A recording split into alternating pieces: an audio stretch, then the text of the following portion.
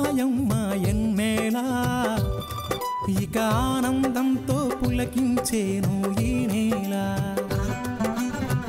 అడవి పూలు పూసాయమ్మ ఎన్నేలా ఇక ఆనందంతో పులకించేను ఈ నేల మురిసింది మారెడాకు మెరిసింది మావిడాకు పొంగింది సిన్నవాగు ఇయ్యాల జగులద్దింది జిల్లెడాకు తడిసింది తమలపాకు కొండగాలి అడవిని పెళ్ళియ్యాల అడవి పూలు పూసాయమ్మ ఎన్నెలా ఇక ఆనందంతో పులకించేను ఈ నేల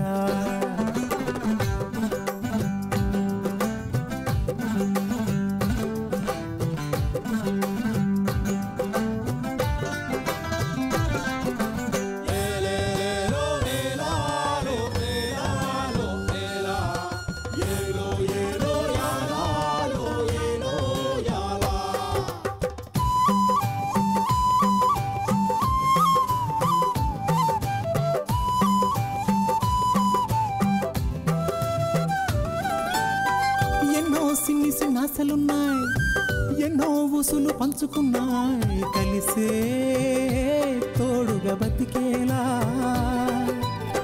గువ్వలు గూడు కట్టుకున్నాయి గుండెల్లో ప్రేమ నింపుకున్నాయి కాలం కలిసే రావాలా ఈ అడవే మా ఊరు కారడవే కన్నూరు ఈ చెట్టు సేమలు మాకు చుట్టాలే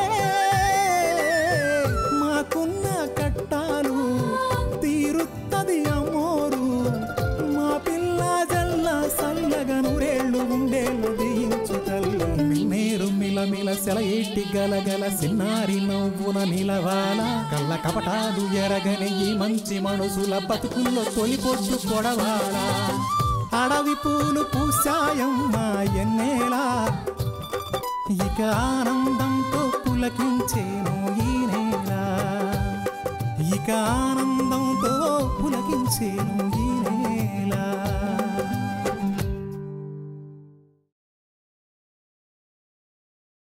రాజమయ్య నేనెవరో కూడా నాకు తెలుసు అయినా నేను ఎవరికి చెప్పను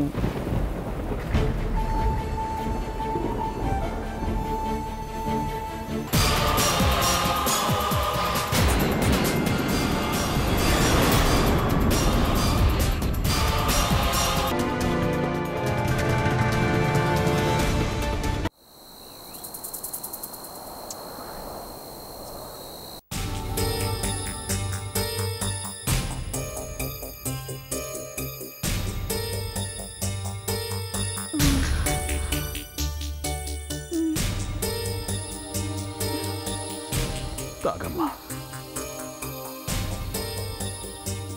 ఇప్పుడు ఎలా ఉందమ్మా?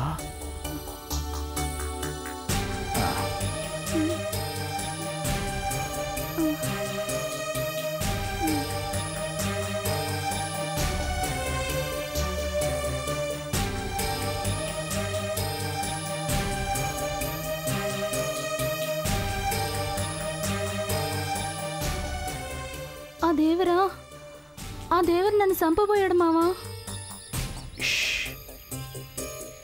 గట్టిగా అరవకు, నేనంతా విన్నాను. నువ్వు చేసిన పని అద్భుతం. అతనిలోని పైశాసికత్వాన్ని చాలా తెలివిగా తరివి కొట్టడానికి మంచి ప్రయత్నం చేసినావు. మేము చేద్దామనుకున్న పనిని నువ్వు చక్కగా అమలు చేసావు. ఈ విషయం ఎక్కడితో మర్చిపో, ఇంకెవ్వరికీ చెప్పక. మనం త్వరలోనే ఓ మంచి దేవరను చూద్దాం. జిత్తును మార్చినట్టుగానే ఆ దేవరిని మారుద్దామని ప్రయత్నించానంతే. కానీ ఇలా ప్రవర్తిస్తాడని ఊహించలేదు మావా. ఒకవేళ నువ్వు రాకపోయి ఉంటే నా పరిస్థితి ఏమై ఉండేదో. ఒక మంచి పని చెయ్యాలనుకునేవారికి భగవంతుడు ఎప్పుడూ తోడుంటాడు తల్లి. ఆయన నిన్ను రక్షించే అవకాశం నాకిచ్చి నన్ను పంపించినాడు. నేను కాకపోతే మరొకరైనా నిన్ను రక్షించేవారే. నీకు ఏ హాని జరగనివ్వడమ్మా, నన్ను నమ్ము. ఆ దేవరేమయ్యాడు? నేనే కొట్టాను, కాళ్ళు తిరిగి పడిపోనాడు. చనిపోయాడా? లేదమ్మా, దర్భాస్తిఘాతకం ఇచ్చినాను, అంతే, పడిపోనాడు.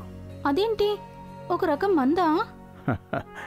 నే తల్లి, చిన్న దర్భతో, అదే గడ్డిపోస్తో అతని ఎన్నుపాము దగ్గరున్న అస్థి అంటే ఎముకపై ఘాతం అంటే దెబ్బ కొట్టాను. దీనినే దర్భాస్తి ఘాతం అంటారు. ఇదొక మర్మకళ.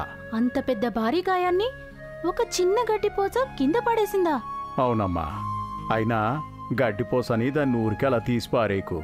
ఆ చిన్న గడ్డిపోసే కాకాసురుడనే రాక్షసుడిపై ప్రయోగించాడు శ్రీరాముడు.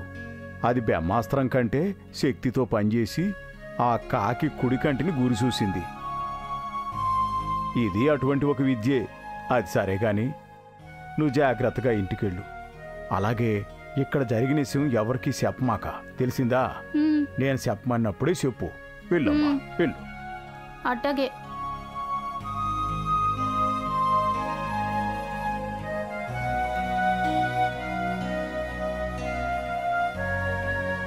ఆ మామా, ఏటి తల్లి? నీ గడ్డిపోచి విద్య నాకు నేర్పించవా? గడ్డిపోస విద్య నిన్ను? జాగ్రత్త తల్లి, మెల్లగా వెళ్ళు.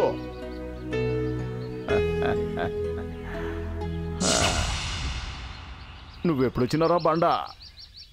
నువ్వు దర్భాస్తఘాతం గురించి కమలికి ఎవరిస్తున్నప్పుడే వచ్చా. మరి కనిపించలేదే? కనిపిద్దామని అనుకున్నాను, కానీ నువ్వు కమలితో ఇక్కడ విషయం ఊరికి చెప్పొద్దని చెప్తున్నావు కదా, అందుకే చెట్టు చాటును దాంకొని ఇప్పుడు బయటికి వచ్చాను. ఈ విషయం నేనెవరికి చెప్పనులే. ఏ విషయం రా?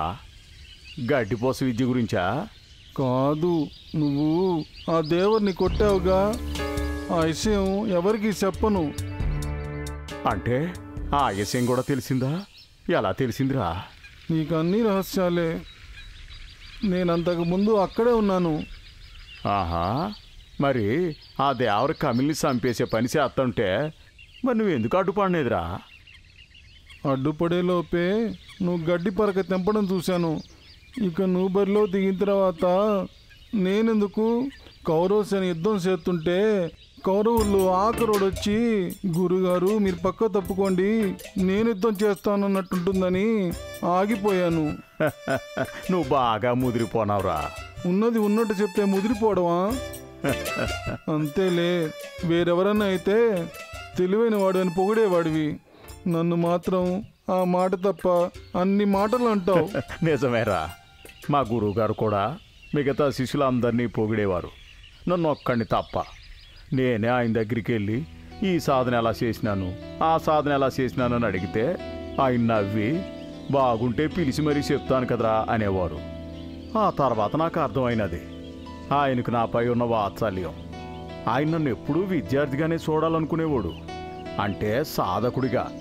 ఎక్కడ ఆయన పొగిడితే నేను గొప్పోడినైపోయాననే భావంతో నా సాధన మానేసి అందరికంటే వెనకబడిపోతానేమో అని ఆలోచించేవాడు. అందుకే ఈరోజు నేను అన్ని శాస్త్రాల్లో ప్రవేశమే కాదు, ప్రావీణ్యం కూడా సంపాదించినాను. నేను నిన్ను కూడా అందరికంటే మిన్నగా చూడాలనుకుంటున్నాను. అందుకే నిన్ను పొగడ్ను. మీ గురువుగారు లాగా.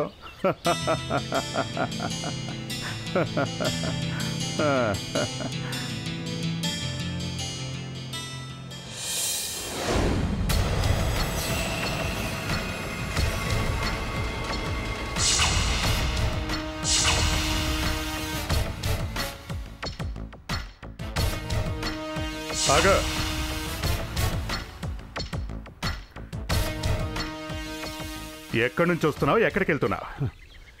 మీ పని చూసుకోండి. ఆగా, నేను మాట్లాడుతుంటే అలా వెళ్ళిపోతావేంటి? సమాధానం చెప్పే తీరిక లేక, చెప్పాల్సిన అవసరం రాక. లచ్చన, లచ్చన, లచ్చన, నిన్న నన్ను కొట్టింది నువ్వే కదా? అవునులే, నీకు కాకపోతే అంత ధైర్యం ఇంకెవరికి ఉంటుంది? ఆ కొట్టిన తీరు అది చూస్తే చాలా విచిత్రంగా కొట్టినట్టు అనిపించింది. వెన్నెముక మీద ఏదో చీమ కుట్టినట్టు చివుక్కుమంది. వెనక్కి తిరిగి చూసేలోగానే కళ్ళు తిరిగాయి. ఆ తర్వాత లేచి చూస్తే ఎక్కడో చెట్టు నీడలో పడుకుని ఉన్నాను.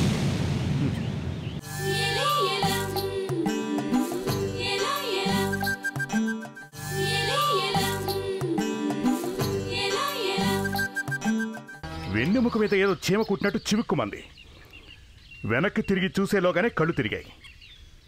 ఆ తర్వాత లేచి చూస్తే ఎక్కడో చెట్టు నీడలో పడుకుని ఉన్నాను.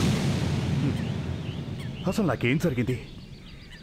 ఏదో సూదితో ఈ మందో ఇచ్చుంటా, కానీ ఏ ఇంజెక్షన్కైనా కొంత సమయం పడుతుంది పని చేయటానికి. కానీ నువ్విచ్చిన మందుతో వెంటనే కళ్ళు తిరిగి పడిపోయాను. ఏం మందది? నేనిచ్చిన మందుతో నువ్వు కళ్ళు తిరిగి పడిపోలేదు, తెలివొచ్చి లేచావు. ఏంటి? అవును, నేను దారంట వెళ్తాంటే ఉలుకు పలుకు లేకుండా నిన్ను చూశాను. ఇసపురుగు ఏదైనా కుట్టిందేమో అనుకున్నాను, కానీ నిన్నేది కొట్టలేదని, ఎవరో కొట్టారని అర్థమైనది. అది కూడా చాలా అరుదైన విద్యతో కొట్టారు. నాకు తెలిసినంత వరకు ఈ అడవిలో ఆ విద్యను ప్రదర్శించేవాళ్ళు నేను కాక మరో 2 ఉన్నారు. కానీ వాళ్ళు అట్లాంటి వాళ్ళు కాదు.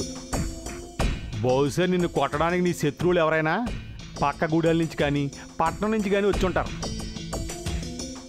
అందుకే వాళ్ళు ప్రయోగించిన ఆ విద్యకి అదే విద్యను ఉపయోగించి నిన్ను నేను మళ్ళీ మామూలు మనిషిని చేసి చెట్టు కింద పడుకోబెట్టి సేద తీర్చాను, వైద్యకం చేశాను. నీకు తెలివి వస్తుండగా అటుగా వస్తున్న రమణ దొరకే ఎర్రోడికి నిన్ను అప్పగించి నేను వెళ్ళిపోయాను. బహుశా అక్కడ నన్ను చూడటం వల్ల నేనే కొట్టానని నీకు చెప్పు ఉండొచ్చు.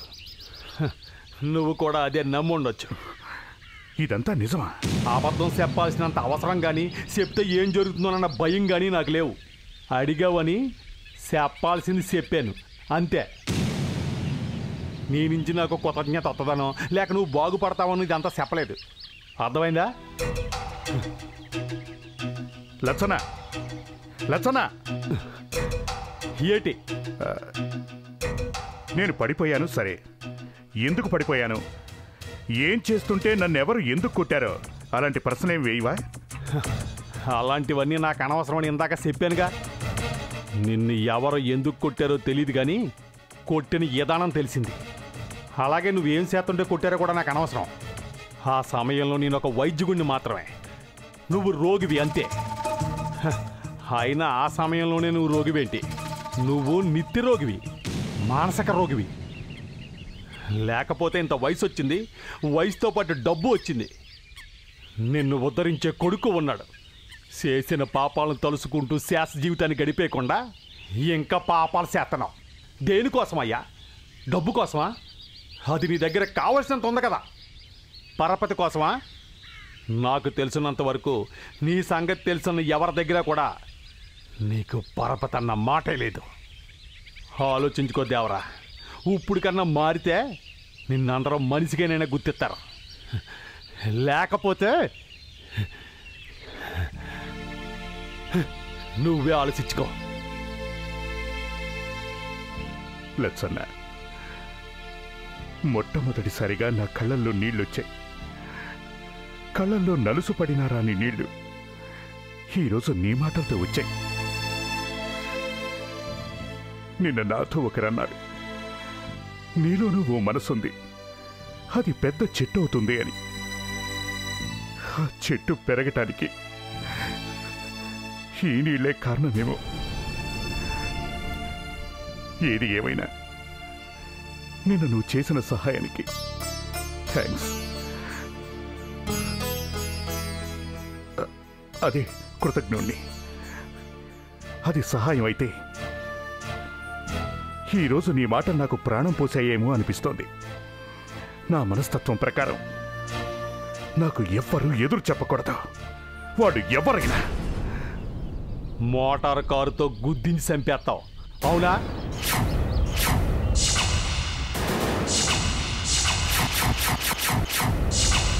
ఈ విషయం నీకెలా తెలుసు?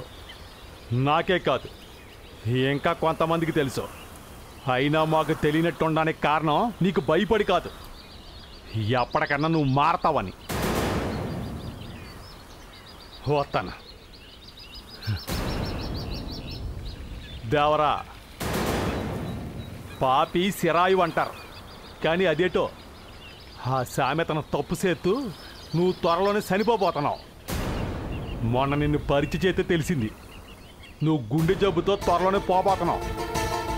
జాగ్రత్త, నీ ఆరోగ్యం గురించి కాదు, నీ ప్రవర్తన మీద శ్రద్ధ పెట్టు. వస్తాను.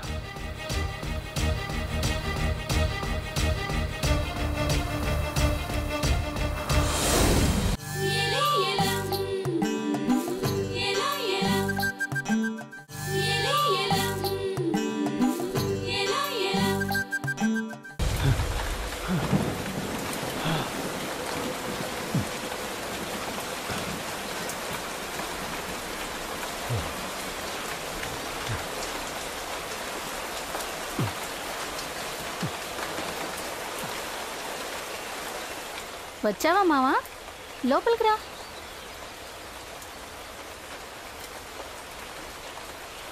ఏమైంది మావా అట్టా ఉన్నావు? కూడు తిన్నావా? కొద్దిగా ఎసురు పెట్టమంటావా? చెప్పు మావా, ఏమైంది? ఏటీ లేదే, నేను ఇప్పుడే దేవరకాడి నుంచి వస్తున్నాను.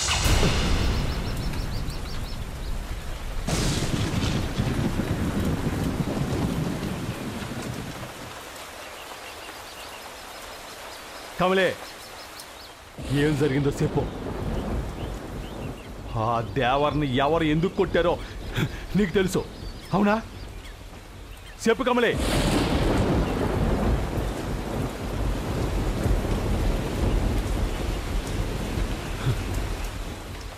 నా ఆశలన్నీ అడియాశలు చేయి కమలే.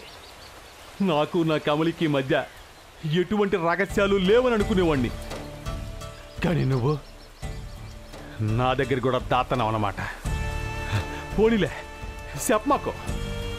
వస్తా. మావా ఆగు. నీకు చెప్పకపోవడం తప్పే, కానీ చెప్పకూడదనే చెప్పలేదు. ఏటి కమలే, భయపడకో. చెప్పవే కమలే, చెప్పు. రాజమ్మతో ఎవరికీ చెప్పనని ప్రమాణం చేశాను. ఇప్పుడు నా మావకు చెప్తున్నాను. తప్పైతే ఎవరికీ ఏ హాని జరగకూడదు. అవసరమైతే నా ప్రాణాలు బలి తీసుకో తల్లి.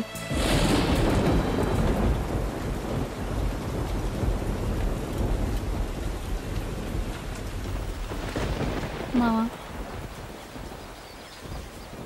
నిన్ను కలిసి ఇంటికి వస్తుంటే ఆ నాగదేవర అడ్డుపడ్డాడు.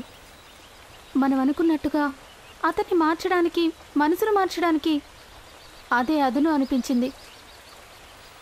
అతనికి ఎన్నో మంచి మాటలు చెప్పాను, కానీ అతను విపరీతమైన కోపంతో నన్నే చంపడానికి ప్రయత్నించాడు.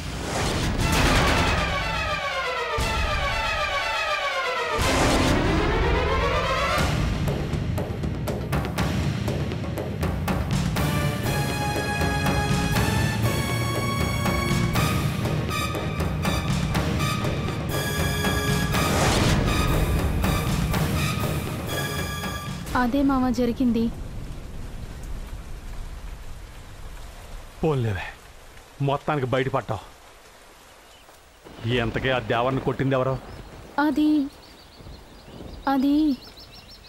ఏం చెప్పకూడదా? చెప్పనని ఒట్టేశా, కానీ నా మీద ఒట్టేసుకుని ఒట్టు తీసి గట్టి మీద పెట్టేశా. అది నీకోసమే మామ. అయితే చెప్పు. అది ఆ నాగదేవరిని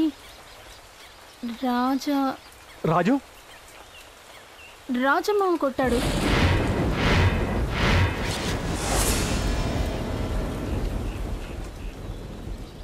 దేంతో కొట్టాడు? అది సేత్తోనే కొట్టాడు. సేత్తోనా? అంటే అదేదో ఇది అంట, గడ్డి, ఎముక, గాతం అదేదో చెప్పాడు. దర్బాస్తి గాతం. అదే ఆయుధితోనే కొట్టాడంట. అయితే దేవర కళ్ళు తిరిగి పడిపోయాడు. మళ్ళీ లేచిపోతాడులే అని చెప్పాడు రాజమ్మామ. ఆ సమయానికి నేను అక్కడికి రాకపోయి ఉంటే నిజంగా నీ పాటికి లేచి పోయి ఉండేవాడు. కమలి, ఆ దేవరకి ఏదైనా అయ్యుంటే మా అయ్య రాజమయ్య అందరి దుట్లో అంతకుడుగా మిగిలిపోయేవాడు. ఎన్నాళ్ళు ఈ గూడెం పెజలో ఆయన్ని గుండెలో పెట్టుకుని చూసుకునేవాళ్ళు. కానీ ఇలాంటిది ఏదైనా జరిగితే మనందరం ఏమైపోతాం? అయినా దేవర్ని మంచిగా మనిషిగా మారుద్దామని మనందరం చూస్తుంటే ఆయనకి ఈ వయసులో ఆ ఇసిరేంది? ఏంటి మావనట్టా అంటావు? నిమిషం ఆగితే నా పైపాయనాలు పైనే పోయేవి తెలుసా? ఆ సమయంలో నువ్వున్నా అట్టాగే చేసేవాడివి. అయినా ఆ దేవర గుండ్రాయిలా ఉన్నాడట్టగా, ఇంకెందుకు నువ్వు బాధపడతావు ఆనందించక? ఆ దేవర గుండ్రాయిలా ఉన్నాడు అంటే దానికి కారణం నేనేనే. అతనికి నేను ఆ సమయంలో వైద్యం చేసి ఉండకపోతే అతను ఏమైపోయేవాడు? మన రఘుబాబుకి మనం ఏమని సమాధానం చెప్తాం?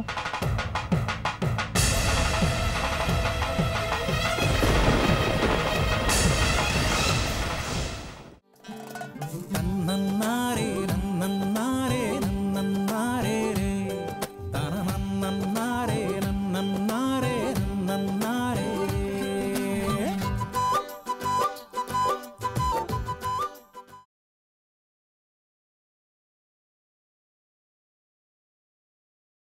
నన్నన్నారే